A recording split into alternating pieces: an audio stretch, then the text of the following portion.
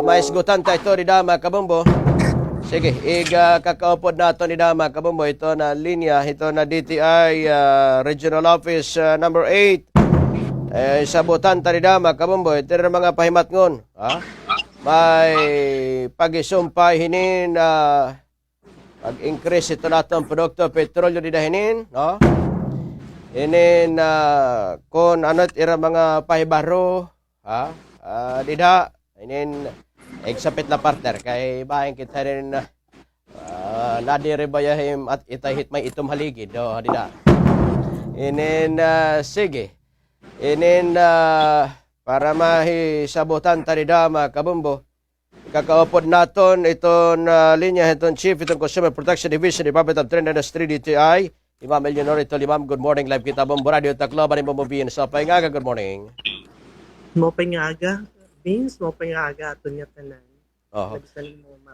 Okay. Ma'am, didi ako ini napag-increase ito natong produkto petrolyo kasi ito ni mga produkto bang tira baga sumakat baga pag-increase. Kanina itong tracking service, although di nagada na sakopin niyo, ma-increase ko dira dayon once nga mahit na dida it baga pinakaitaas nga presyo itong produkto petrolyo. So, how about dito aton mga basic prime commodities sa bang tira baga sumakat baga pag-increase? Without it, kamandon sa DTI, ma'am. Okay, mo pa nga agas. So, concern ko nato nito yan na pag ito nga epekto, han-increase na aton tungod han-increase han gasolina, nga iba nga mga petroleum products. So, as expected, mas rin good kita nga ma-increase na. Pero as of today, yan na sumulod pala, diya kung natubangan actually monitoring. So, wala pa nato nakikita ang impact kan increase. So, as of today, and basic necessities and prime commodities, iton amo lagi hapon ang presyo. As of today, based on amon monitoring report. Pero kung mapakyan nakita regarding han impact later, siguro makakasiring kitang magkakaada dahil increase hapon. Pero as to how much, dili pa kita maaram kay kung peraan i-allow. Siyempre, nagmi-meeting ang manufacturer naton, ang mga basic necessities and prime commodities naman nga ginmo-monitor, ngayon amon mga mayor dito haigbaw. So, magmi-meeting ito hira as to how much ang gin-aalaw. So, diri pa kami yan na makakasiring kung may daba increase or how much ito increase. Pero may mga ma'am, may mga pending petition for increase, ma'am, sugad? So far, may actually existing ito ang ibang nga produkto may adapt. So as of the moment, asya man lagi hapon it presyo, no? So na ano ako nanginginyo po ako di dahil itong mga establishments nga ayaw natin labtian ang presyohan DTI monitored products kasi amuleton gin kakaptan hitaton mga consumers nga diri hiya ma-increase in sugad kahataas sanglit or kung mag-increase later, pero as of today waray pa man nakikita nga increase.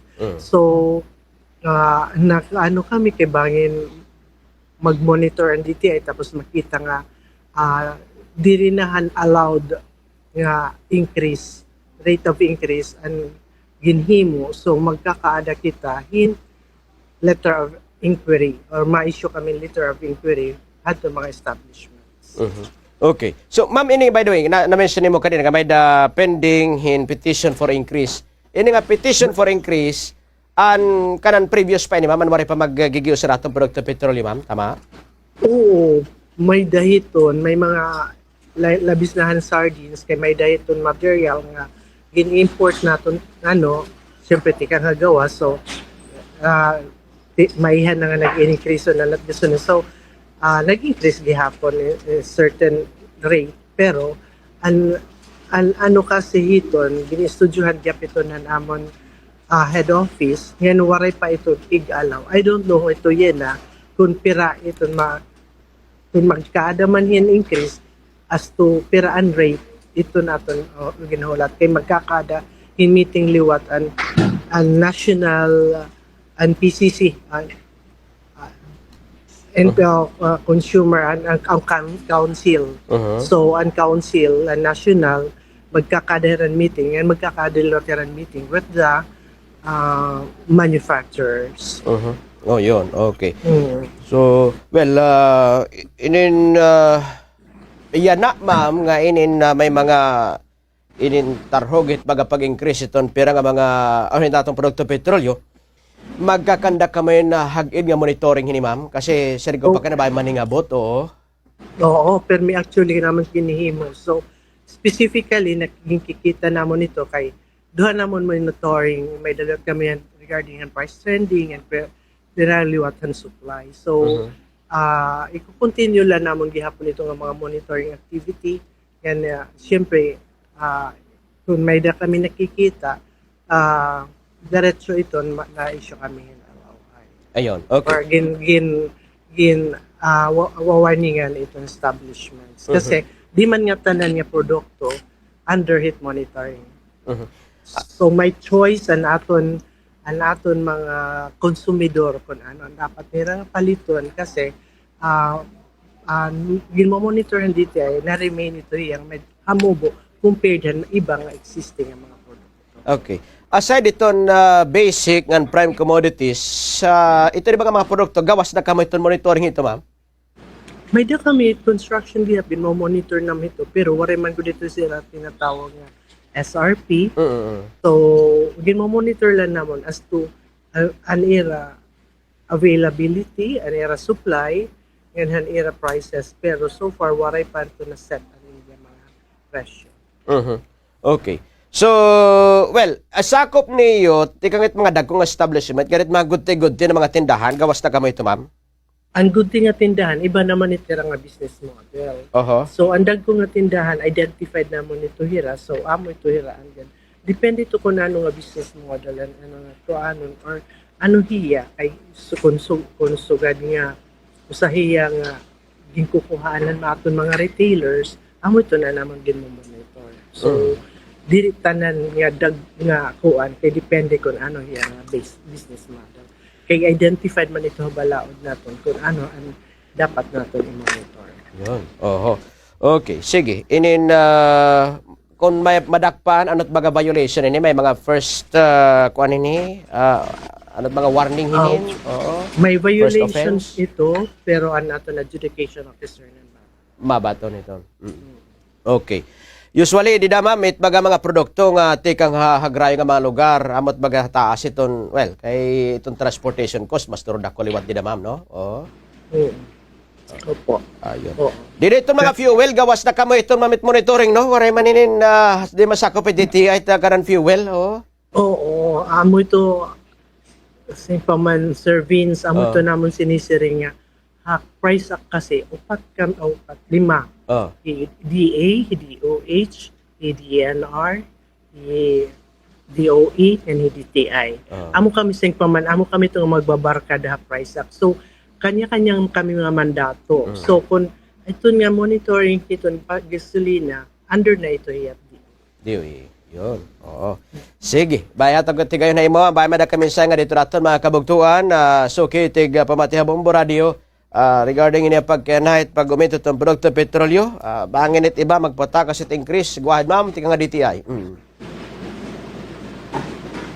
Okay. Mensahe na lang. Mensahe ko. Mensahe na lang ma'am. Yes. Okay, sige. Yan na siguro na-expect na kita ng Cory. So, amo ito nag-encourage lang ng tanan ng mga konsumidor nga maging mapanuri kita ng mga konsumidor. Karon singon, i-check natin kung ano ito atong kinahanglan, ano itong produkto nga diin kita makakabarato kasi diri tanan nga produkto like it's Sarinas, iba-iba ito yung brand, iba-iba presyo. At itong mga monitor ng DTI, manonotice niyo nga hamubo ito yung presyo. But anyway, during ito, siguro mabuligan dat naman nga mag-post kami suggested retail price para mas madali pero once na dida pag mas establish na ang bago nga presyo kung may adaman gaging bago. So syempre ito nga presyo may dapat itong iba nga presyo nga dapat i-consider pero may da kami rate nga gin allowed lahat. So amo ito atong bantayan yan magburoblig kita hiningan Ang akong liwat, encourage liwatan ng mga konsumidor nga siguro mag-start kita pag-produce something on our own, nga may capacity kita pag-produce, like kung pwede kita magtanong ha atong ligid Yes. para rin mabuligan liwat natin ang atong budget nga di rin madulungan kay kung makikita natin ang mga presyo na merkado nagtitikatas maybe, and we can help pinagihan pagtanom, pagkuhan para magkadaliwat kita produce para ato bisa naman na para atong consumption. Yun. Okay. Ma'am Okay, Eleanor yeah. Tolio, ma'am. Thank you so much. Ano mo oras sa Rata Kabong Radio? Salamatin Madamo Sir Vince. Sige sa sunod na. Okay. Thank you so much. Salamat. Ma'am Eleanor Tolio, Chief of Consumer Protection Division, itong DTI Regional Office number 8.